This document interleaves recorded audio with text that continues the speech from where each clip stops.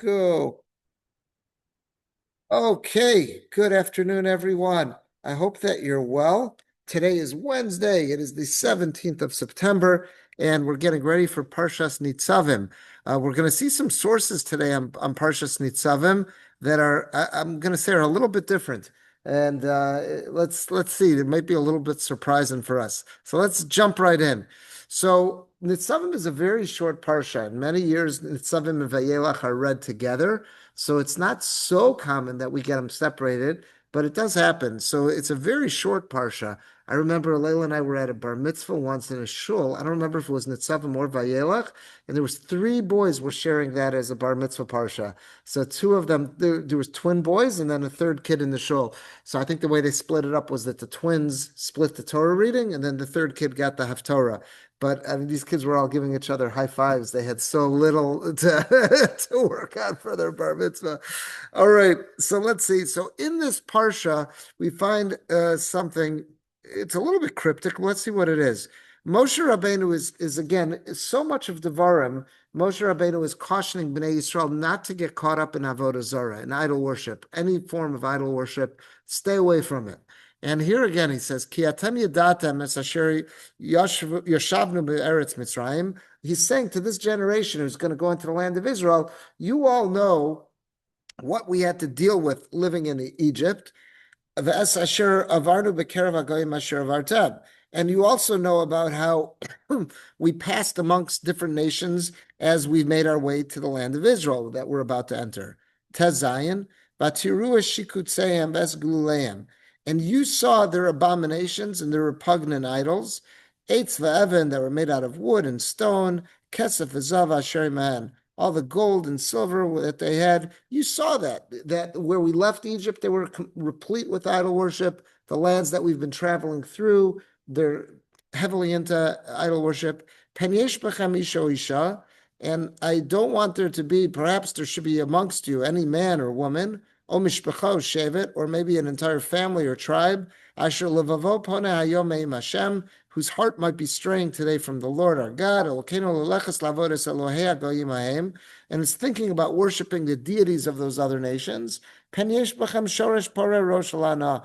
Maybe there is amongst you a root that produces hemlock and wormwood. So I'm nervous that right now there might be someone in our midst who's noticing, has taken note of all this attractive idolatry, the stuff we left behind in Egypt, and much of the stuff we've been passing through in the wilderness.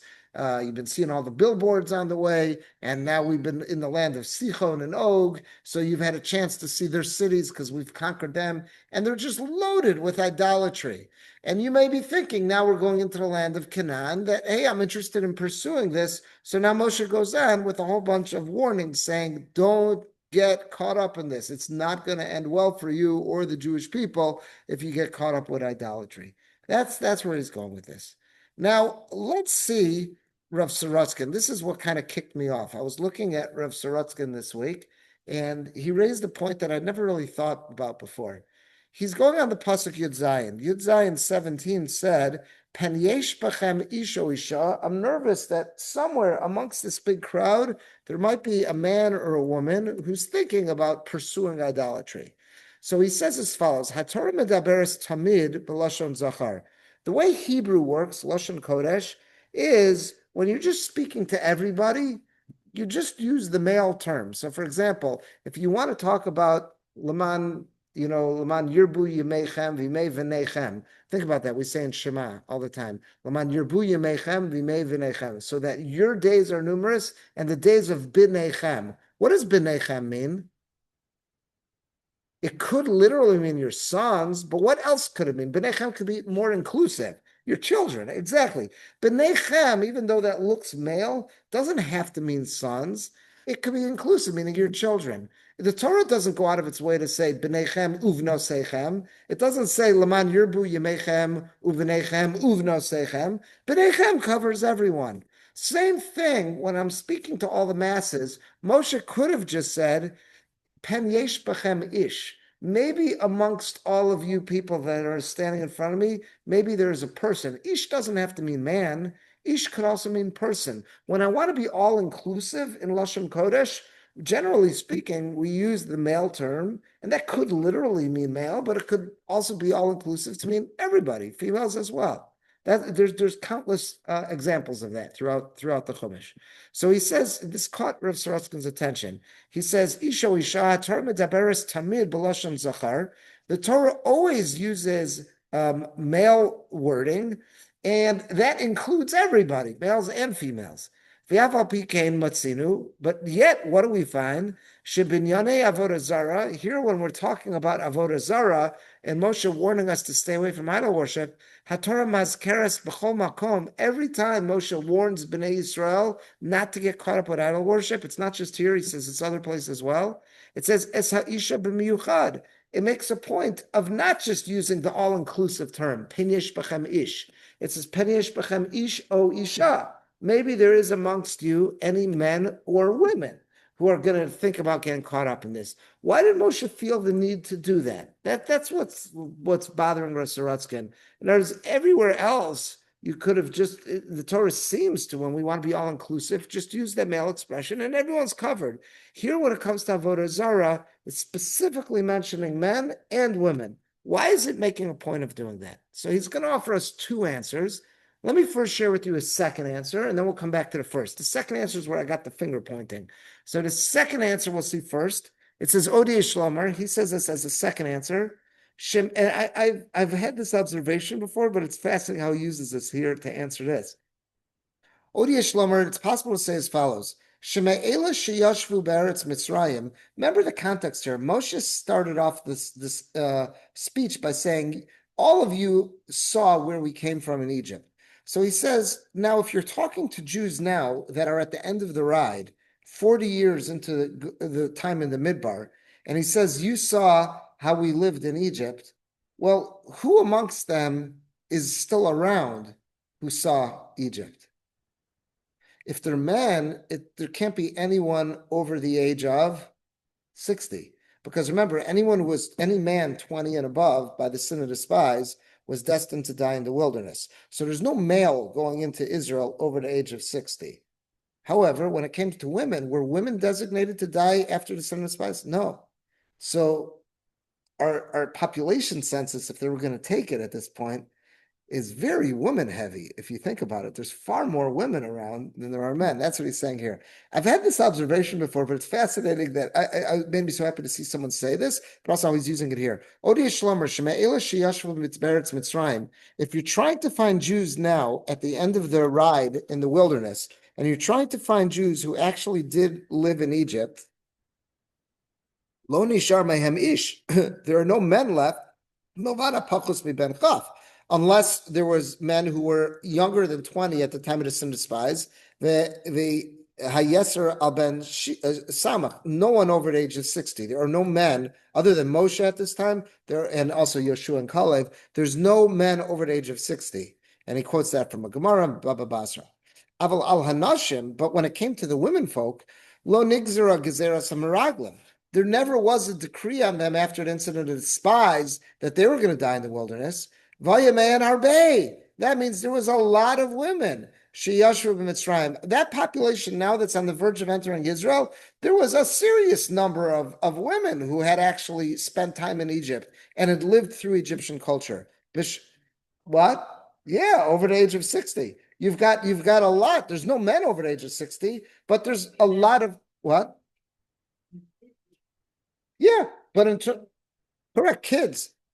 Anyone below the age of 20 at the sin of the spies. So that means they were below, they were about 18 when they left Egypt, because the sin of the spies was within the first year and a half of them in the wilderness. So any men who was 18, yes, you've got people 58, 59, but there's no men over the age of 60 other than Moshe, Yoshua, and Kalev. But when it came to women, there could have been plenty of women over the age of 60. So there's far more women in terms of the census than there are men at this point. There were many women who had lived in Egypt, when they entered into the covenant with God at the time of the Exodus.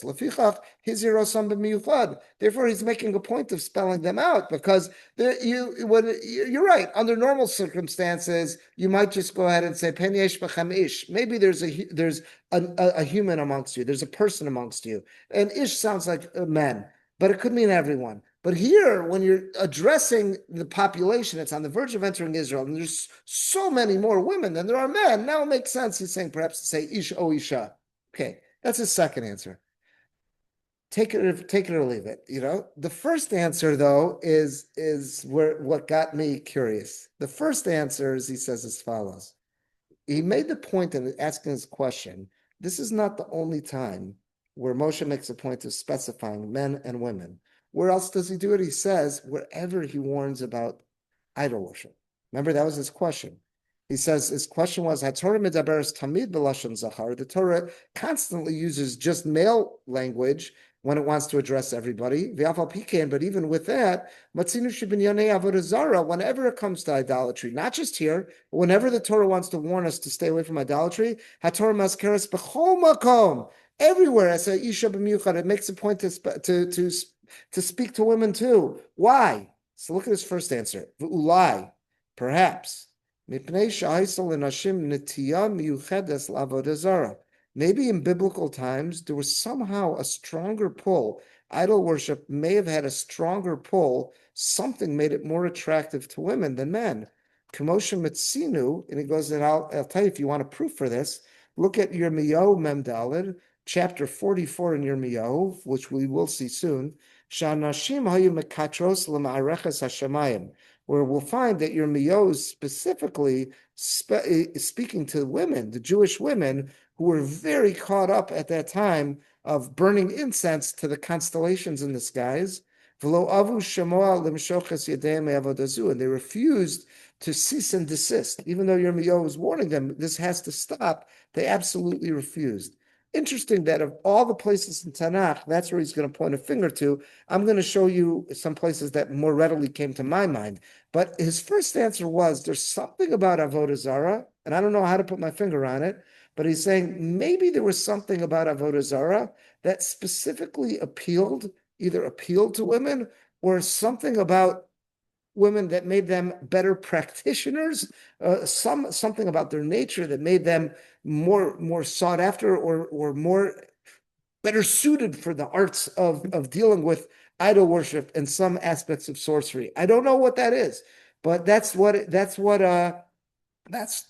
his theory. Maybe that's why it specifically points out here, ish o isha, because he needs to speak to the women specifically to let them know, I don't want there to be any excuses. Don't anyone think I just spoke to the men. I said pen ish b'chem ish. I don't want anyone to come up with an excuse. I just spoke to the men. I'm spelling out the women too, because I know there's something about idol worship that really tugs at their skirts, that really pulls them in.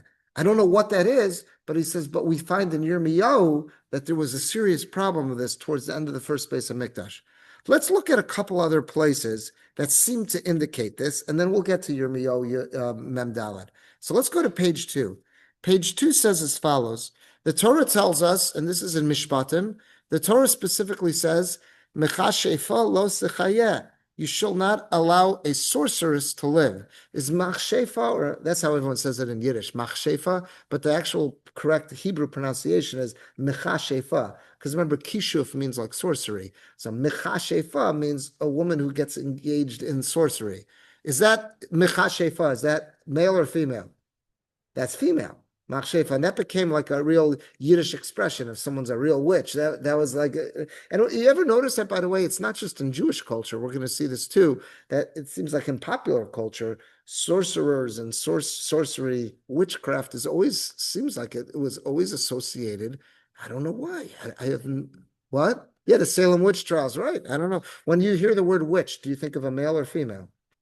You think of a female. I don't know why. So he says, Mechashefa los chayeh. So the Torah tells us in Mishpatim that a sorceress should be put to death. So look at Rashi there, quoting the Gemara in Sanhedrin. Mechashefa los chayeh, ela tumas bebeis din. Beis din has to put her to death. It makes no difference who the sorcerer is. It could be a male sorcerer or a female sorcerer. They're put to death. So why does the Torah use a female expression? Ela shediber akasav bahoveh. The Torah spoke to use what was the most common the most common finding of who got caught up with sorcery, Shanashim mitzuyos mechashefos, because those who practiced sorcery were usually women in the times of Tanakh.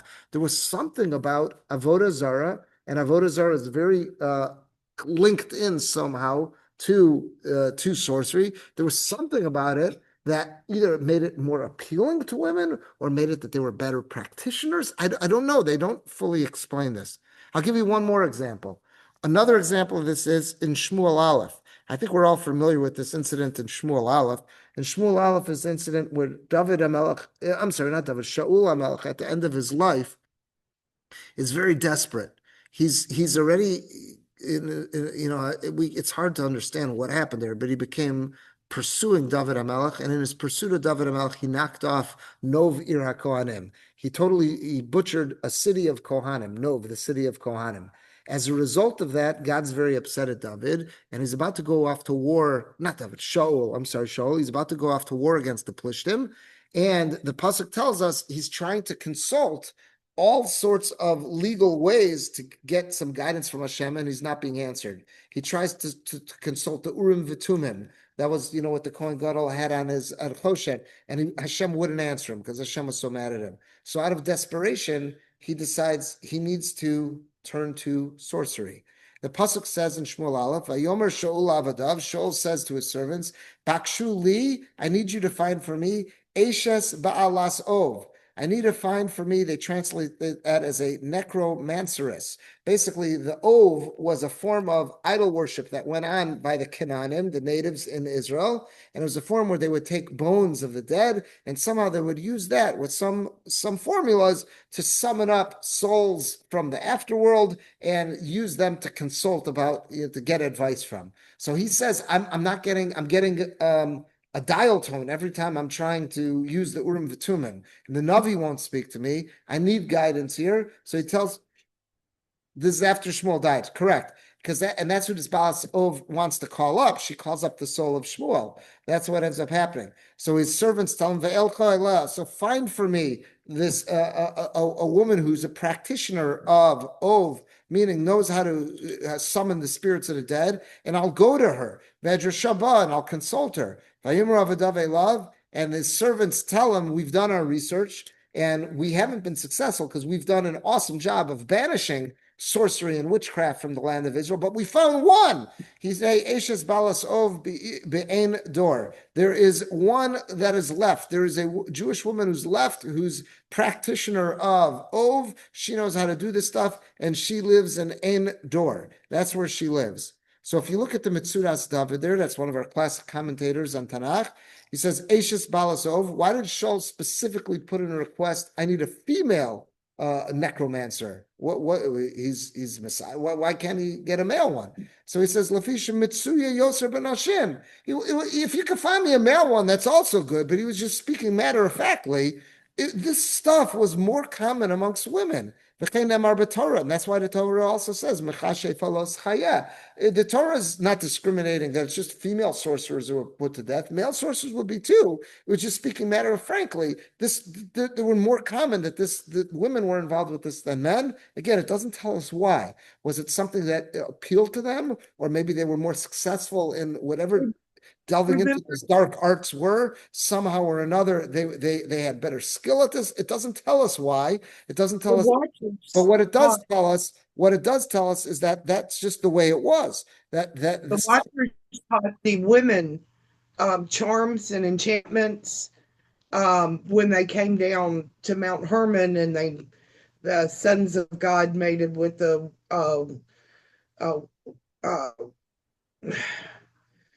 female, I the think women you're mentioning the Nephilim from Parshas Bereshis, but again, it's not something that we know anything about. That's a midrash that talks about those fallen angels. That we don't know anything about that. But here's this term that in this concept that keeps coming up when it comes to sorcery, that there was something that either it made it more either it appealed stronger to women, they were sucked in stronger, or it made it that they were better practitioners. We don't know fully why that was, but you see there are indications of this. I want to share with you one more source, and this is in Devarim. We're going to see a Ramban here, and this Ramban also quotes Yirmiyahu Mem Daled, the same Yirmiyahu Mem Daled that Rav Sorotzkin did. So then we'll finally get to Yirmiyahu. So let's just show one more that's in the Chumash. We're going to get to this in Hazinu. So this will be in a couple weeks. We're going to read Hazinu. Hazinu, as we know, is filled with all sorts of cryptic prophecies from Moshe Rabbeinu.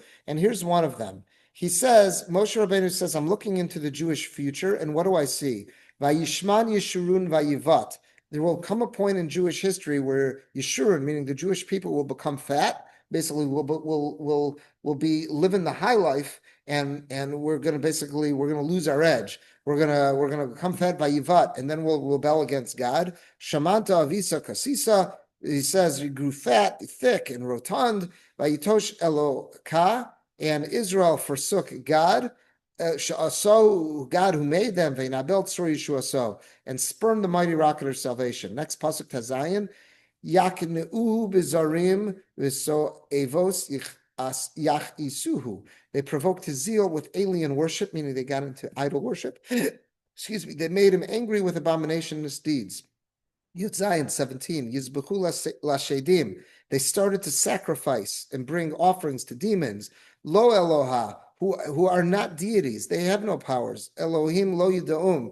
These are entities that they're not gods, they're false gods. Chadashim Mikurav Bo, they're new, they're only recently that they've arrived. Lo Sa'arum Avosechem, our forefathers did not fear them. Yudches 18, Tsur Yolodcha Teshi, you forgot the mighty rock who bore you. Vatishkach Kelmo Mecholecha, you forgot God who delivered you. One more pasuk Yutes, Vayara Hashem, and when God sees this, that how the Jewish people strayed after idol worship, Vayinatz, God became angry. Mikas banav uvnosav. He was provoked by his sons and daughters. So Ramban's going to pick up on this. Here too, the Torah could have just said banav. Banav could mean generically his children, meaning his boys and girls, his sons and daughters. But here the Torah again made a point of saying banav uvnosav. And again, it seems like whenever there's avodah zarah involved, the Torah specifies both men, women, sons, daughters. And that's what the Ramban's going on. So let's look at Ramban on page 3. Top of page 3, Ramban. Mikas banav uvnosav, hiskira kasuv abanos, bekan shalo kaminhag. So he makes the point of what? The same as Rav Sorotzkin did. Here, the Torah made a point of mentioning the daughters, and that's something that the Torah usually doesn't do. Usually the Torah just says, it says mi banav. Banav is all-encompassing, covers everyone, all the children. Kasher amar lamala, and this is something that up above, I'll give you a proof that there are times the Torah just says one. It says lo banav, and they're clearly meant children, boys and girls, sons and daughters. He's making the same point that Rav Sorotzkin did. The Torah generally just says banim. It doesn't say banos, it says banim. Va banos hem bechlal. Banim means children. It doesn't just mean sons. So banim includes banos, hem bechlal. So he says, why here did the Torah specify sons and daughters? It's exactly what Rav Sorotzkin was saying. So listen what the Ramban says. This is a hint that the Torah is giving. That he was telling us that in the generation of the Churban Bayis Rishon, there will be Resha Hanashim. There will be a specific generation where women were going to really be into idol worship. And their actions were so strong and so great that it got Hashem especially upset. That they, so to say, beat the menfolk when it came to worship of idols. They were the ones leading the pack, and they were the ones who schlepped the men along as well. Kasher mefurash b'divrei Yirmiyahu, and you'll see this specifically in the words of Yirmiyahu. And again, he quotes that chapter, same one that Rav Sorotzkin did, Mem Daled. And we'll soon see what was going on there. Ve'yanu kol ha'anashim hayodim ki miktores neshayim lelohim acherim v'chol anashim omdos kahal gadol. We'll soon see what that is. Ve'hein she'izu paneim b'navi lomar. They had so much chutzpah to say to the Navi, to Yirmiyahu. Here's what they said. Aseh naseh, we will continue to do this. L'kater l'malachas hashamayim, to burn our incense to all the constellations in the skies. And Visham, and there also in Pasuk Ches, Kasuv, it says, Lachiseni b'maseh yedechem, you've enraged me with the works of your hands. L'kater l'elohim acherim, to burn incense to other gods. L'ksiv Sham, it says over there, Od hishchatzem esros avosechem. Okay, there we go. We'll soon see what that is. So again, the Ramban is almost in line with Rav Sorotzkin. When I saw this, it was like wild. He's almost saying the same thing as Rav Sorotzkin, but he's saying it in Hazinu, whereas Rav Sorotzkin did it in this week's Parshas Nitzavim. And what he seems to be saying is, again, the same question, is that could have just said banav. Banav means children, and that encompasses sons and daughters. Why specifically daughters? So again, what he's saying is it's an illusion somehow or another when it comes to idol worship. There was some kind of massive pull. He's specifically taking us again to Yirmiyahu Mem Daled, which is at the end of Bayis Rishon, saying there was something going on specifically then where women compared to men were much further along down the road with idol worship than men were. So what was going on in Yirmiyahu Mem Daled? So let's take a look. Yirmiyahu Mem Daled, I've got it on page 3 and 4. So I've got the first pasuk, and then I didn't want to have the whole chapter, so I'll tell you the first part. I'll tell you what I have, and then we'll go to 15. The first pasuk, Hadavar asher hayal Yirmiyahu. This is the prophecy that was given to Yirmiyahu. El kol hayudim. He said, I want you, God says, transmit this message to all the Jews, Hayoshvim Be'eretz Mitzrayim, that are currently in Egypt. There was a big Jewish community that had already left Israel at the end of the first Beis HaMikdash, that had settled in Egypt. And apparently in Egypt, they were heavily, heavily caught up in idol worship. So he says, Hayoshvim Be'migdol, they are living in these following cities in Egypt. Migdol, B'tach Panchem, in Tach Panchem. He says, Benof, in a city called Nof, which according to many is, guess what? Nof was? Exactly, Memphis. According to many, Nof was the Hebrew word in Tanakh for Memphis. Uveretz Pasros, Lemor, and also in the land of Pasros. So again, these are the places in Egypt where there was a heavy concentration of Jews. So he basically is telling them, you gotta cut this out. It's reached me, God has told me that what's going on. And Yirmiyahu says to him, I'm not just concerned with the Jews living in Israel, I'm concerned with Jews no matter where they are. And it's reached me that the Jewish community in Egypt is gotten heavily into idolatry. And this has to stop. It's not going to end well for you. And don't think just because you're not in the land of Israel, you're going to get away with this. God is going to be furious. This is before the Beis HaMikdash has been destroyed.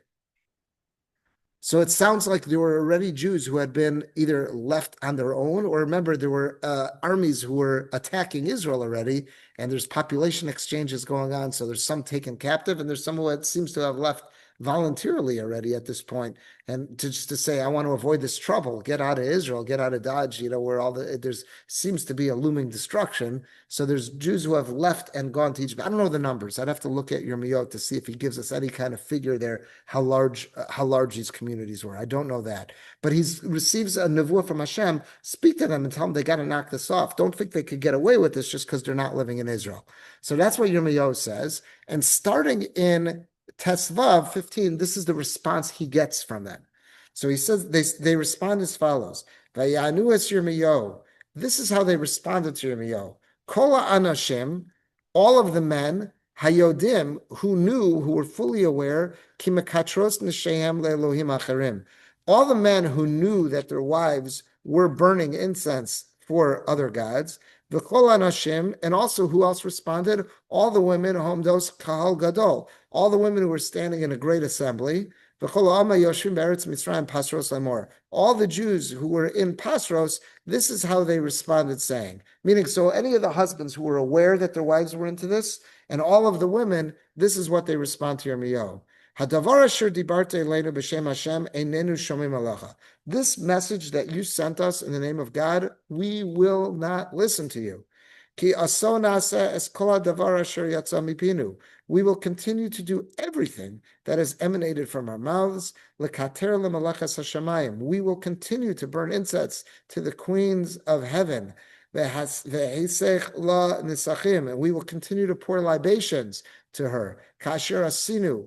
Like what we have done, Anachnu, what we ourselves had been engaged in, va'avosenu, and what our ancestors have been engaged in, milachenu, and our kings have been engaged in, sarenu, all of our high-ranking people, bare Yehuda, when we still lived in Yehuda, we were into this. We ain't giving it up now. In other words, they're saying this is our Masorah, what we have. You got to remember, there's been generations of idolatry by the time of Yirmiyahu that have been seeped so deeply into Klal Yisrael, and they're saying we're not giving it up. And don't tell me that this is going to bring doom and destruction, because our ancestors, they were into this back in Yerushalayim, and Beis Hamikdash didn't get destroyed. That's why so many people, by the way, didn't believe Yirmiyahu, because it seems like they're all saying, what are you coming with all these bad predictions? This stuff's been going on for years, and God's turned aside. Why should we listen to you now? That's basically what happened. So they're telling Yirmiyahu, get out of here. You're here to rain on the parade, but we're not giving this up. This is what we're doing,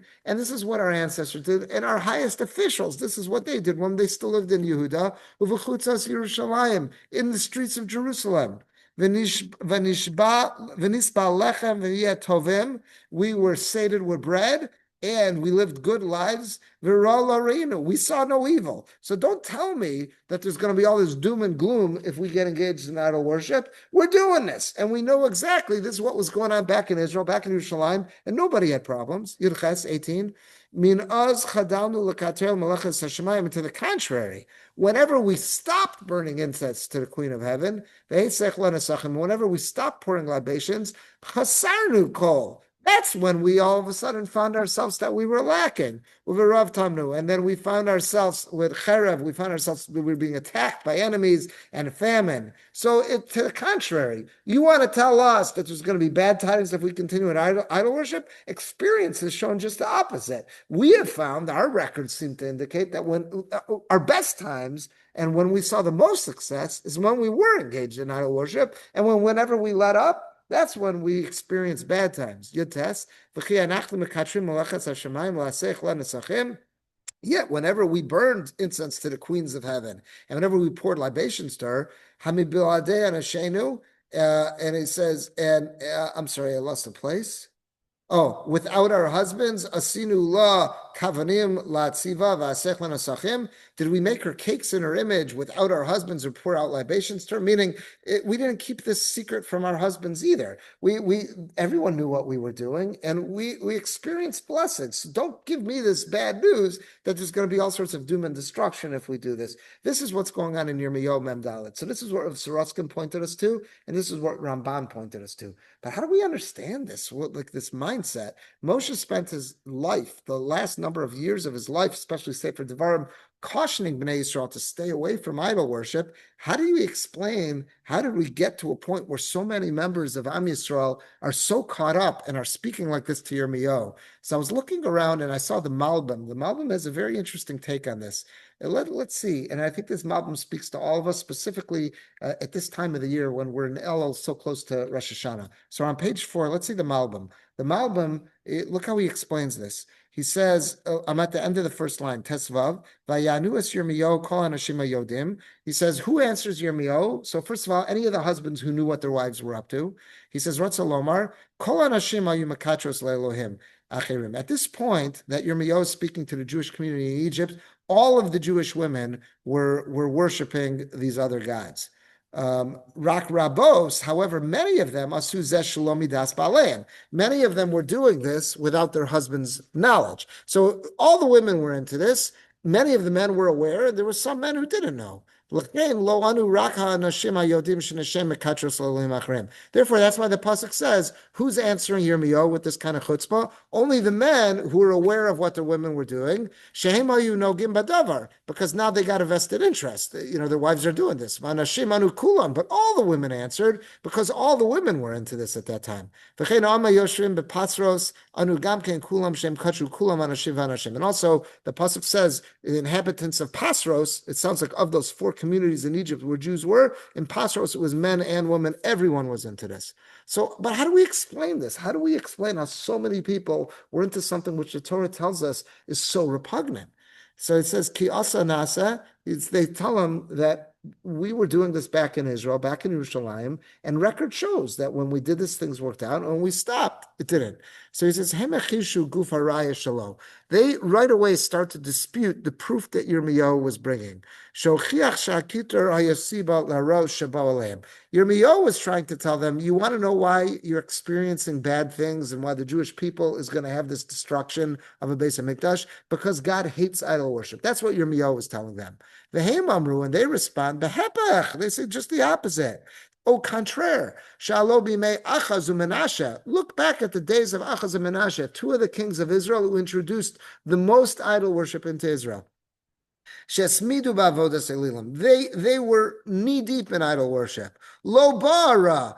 In their days, Israel experienced no problems. Rakbi made Tzidkiyo. When did the problems begin? In the days of Tzidkiyo, she'az lo ismidu ba'avodas elilim. That's when Tzidkiyo went on a rampage to root out idolatry. And they're arguing with Yirmiyahu, saying, Yirmiyahu, you got your way of looking at it. Yirmiyahu is saying, God let it slide till now because he's so merciful, and now he's just had enough. He's not putting up with anymore. They're looking at it. Isn't it fascinating how two people can see things two totally different ways? They're saying, we don't believe you, Yirmiyahu. We say the exact opposite. Why was life so good in the days of Achaz and Menashe? Because we were worshiping idols. So we were keeping the gods happy. Tzidkiyahu came along and he tried to uproot idol worship, and that's when the problem started. Yirmiyahu says, no, I'm telling you what went wrong in the days of Tzidkiyahu, because that's when God had lost his patience. And they're saying, no, that's not how we want to see it. It's just amazing, this argument that's going back and forth between them. So he says as follows. I'm sorry, lots of places. Tzidkiyahu she'azlo es minu ki rov am avdu es Hashem. In the days of Tzidkiyahu, most of the nation, Tzidkiyahu was successful at getting everybody to worship God. Shamu l'divrei Anavim, and we're listening to the Nevi'im. V'lama ba Rabbi Amav. So why did bad stuff happen in the days of Tzidkiyahu? Mizeu chichu. They wanted to say it must be a proof. Lahepech, exactly opposite of what you're saying, Yirmiyahu. Shakitur hayamoel umagin ba'adam. It must be that burning incense to the gods, to the pantheon, that does good for us and that protects us from all sorts of evils. It's a shield. Veis hisrashlu was only when we let up in the days of Tzidkiyahu, and we didn't burn stuff for the queens of heaven. That's when bad stuff happens. In their mind, how do they view incense?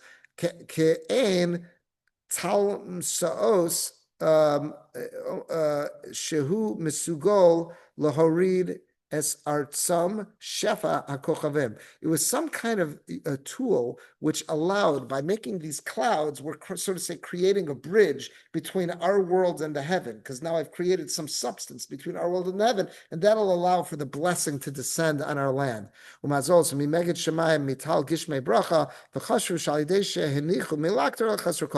were making the argument to Yirmiyahu is that experience, we're looking from experience, and we're saying our lives got worse once Tzidkiyahu came and there was less idol worship. So that's how we're understanding it. Yirmiyahu is saying, no, God lost his patience. You hit the finish line and you still weren't done with it in the days of Tzidkiyahu. That's why God got mad. And they're looking at it and they're saying exact opposite. They're saying that no, because we stopped idol worship, that's why we suffered. Next one, he says in the bold, Ki asa nasa l'kater l'malachas hashemayim kasher asinu v'nispal lechem v'yoz. So they say a second point. They made a second argument to Yirmiyahu. So the first argument was, we're looking at the same set of data that you are, but we've got a totally different way of reading it. The second argument they make to Yirmiyahu is as follows. They made the second argument. We're not worshiping those other gods or the constellations. If you ask us, who alone do we bow to? We only bow to God, the creator. However, we want to get on the good side of those other entities. Kimaminim b'Hashem. They really, if you would ask the idol worshippers in the days of Yirmiyahu, what do you believe? They say, we believe in God. Vashkachaso, and we believe in his providence, that he's running the world, and we believe in his prophets. However, worshiping those other deities helps us, gives us segulas.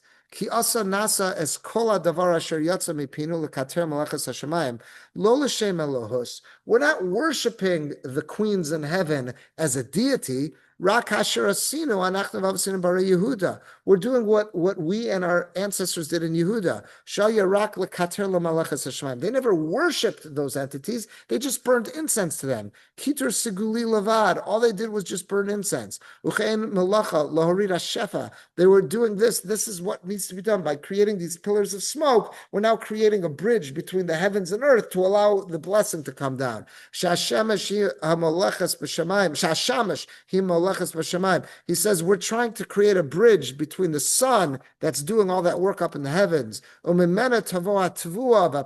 that's what's responsible for our crops and all of our fruit. That our experiments show shemoel, and it helps. It helps us eat bread. That's what brings down dew and rain. And allows all our grains to grow. And whenever we do this, we have it good. Ratzalomar, tovim lelohim. This is good to all those gods. He says basically, we are doing what we're supposed to do. We reserve our worship. If you ask us, who do we daven to? Who do we bow to? Oh, that's only to God. What we're doing with this incense and these other forms of idol worship, we're not worshiping them. We're just paying homage. We're doing something to get on their good sides so they'll help channel blessings our way. So we're, in a sense, we're trying to walk both sides of the fence here. They're trying to have their cake and eat it too. They're saying to Yirmiyahu, we're not guilty. What was Moshe talking about when he said stay away from idol worship? He was talking about really worshiping that stuff. We're not worshiping that stuff. We only worship God. What we are doing is we're working with those other entities that are out there so they can help us with it. It's like these rationalizations, these forced readings that they're coming up with is absolutely incredible. Let's just see one more line in this Malbim there. It's on Yud Ches.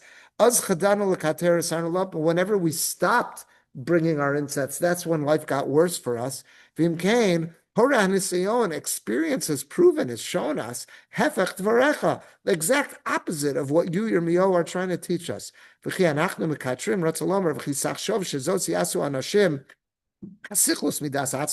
you think that the women who are into this, you think they came up with this on their own? You think they're actually worshiping these other entities? No. So even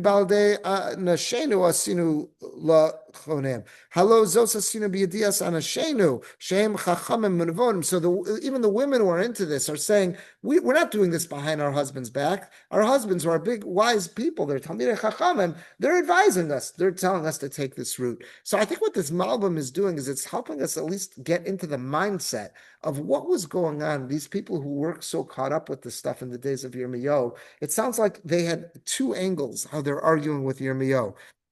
The first thing is they're saying is, don't tell us, don't confuse us with the data there. You're looking at the set of facts. We have the same facts. Everyone's got the same facts, that until a certain point in Jewish history, everything was going peachy, and then trouble starts. So Yirmiyahu is saying, I'm a Navi, and I'll explain that to you. Yeah, you're right. There was a lot of Avodah Zarah in previous generations. God's got a certain amount of patience. And when that patience wore thin, that's when the bad stuff started. Even though that was in the days of Tzidkiyahu, who was in the process of purging Avodah Zarah, the people, the masses weren't cooperating. So even though there was a decline in Avodah Zarah, God at that point was just fed up already, and that's when bad stuff started. That's how Yirmiyahu explained it.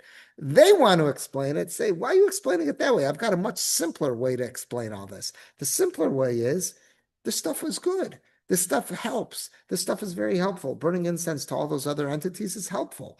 And in previous times, we were going full steam. And that's why we didn't have any problems. Tzidkiyahu came along, and now that's when trouble starts, because he started minimizing this stuff. So we want to keep it going. That's what they're saying. It's like fascinating, because he also says, they said, we believe in Nevuah. We believe in God's prophets. Okay, well, here you got a prophet, and he's telling you the explanation. But that's not what we want to see. I think it was Simon and Garfunkel's line, when a man sees what he wants to see and disregards the rest, or a man hears what he wants to hear and disregards. I always get confused which one it was. I got to Google it. Did they say a man sees what he wants to see and disregards the rest, or hears what he wants to hear and disregards the rest?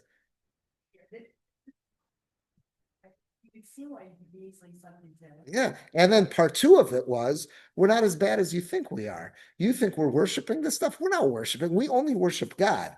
We're just utilizing. We know there's a koach here. There's a force here. So we're just making use of this. But who are we davening to? We're only davening to God. We're just making use of this stuff here. So it's like this is the argument Yirmiyahu is having with them. It's incredible. Yeah. Seems like a couple things.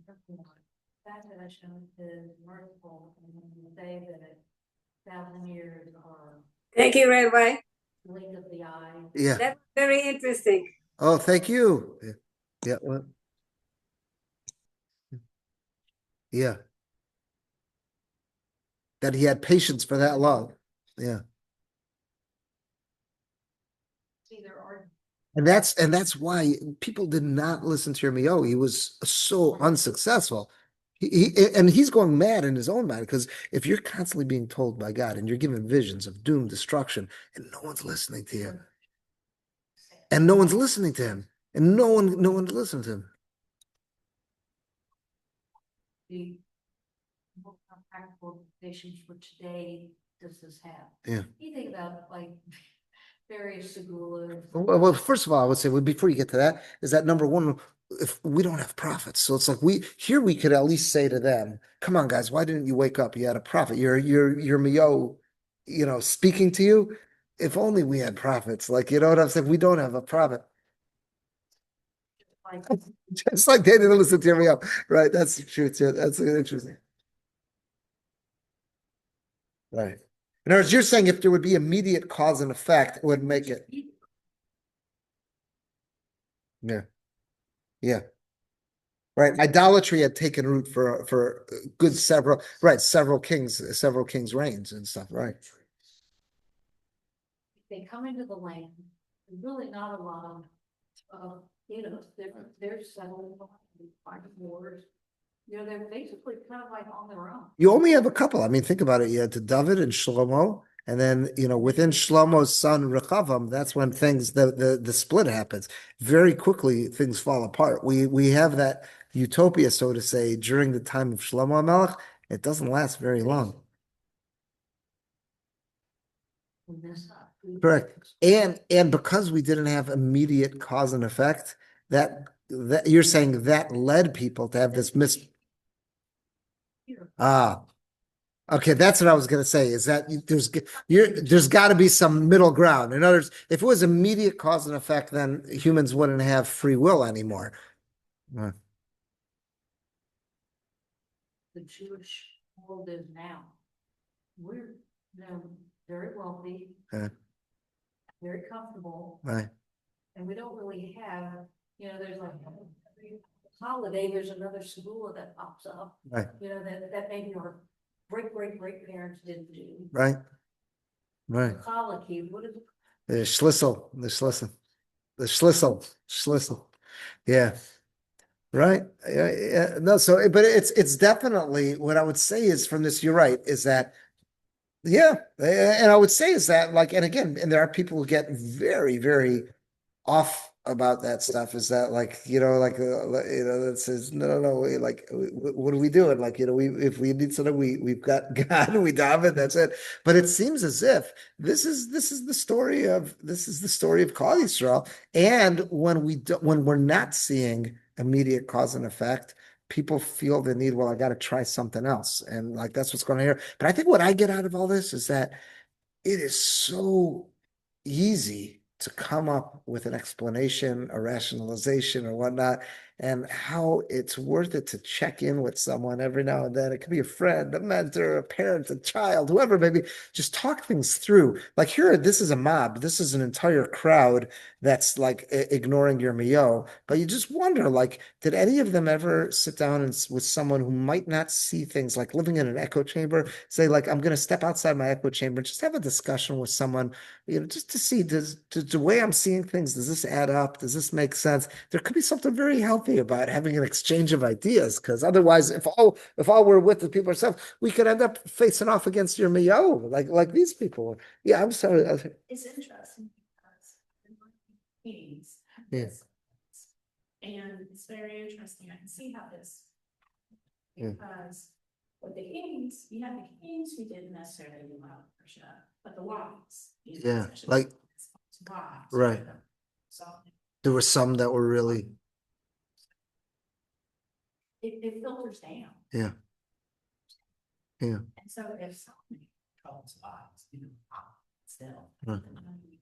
Then why not? You know.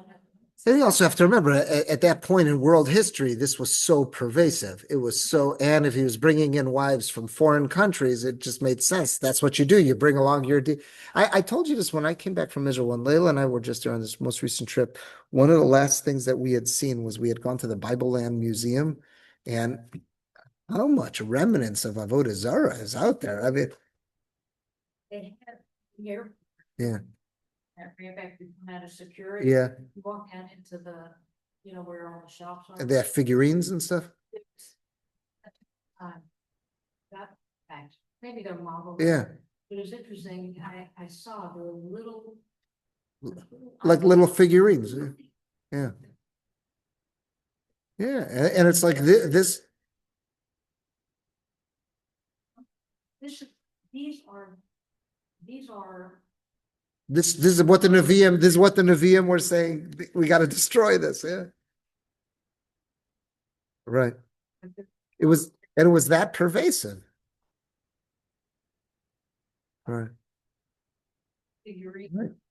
It's so hard to wrap our heads around this, but this was so pervasive in the ancient world. So that's that. So it's like it's almost and this is what's going on. The Nevi'im are on this crusade to try to purge this, to get this out of there. Yeah, different one. Right, different. We got lots of different.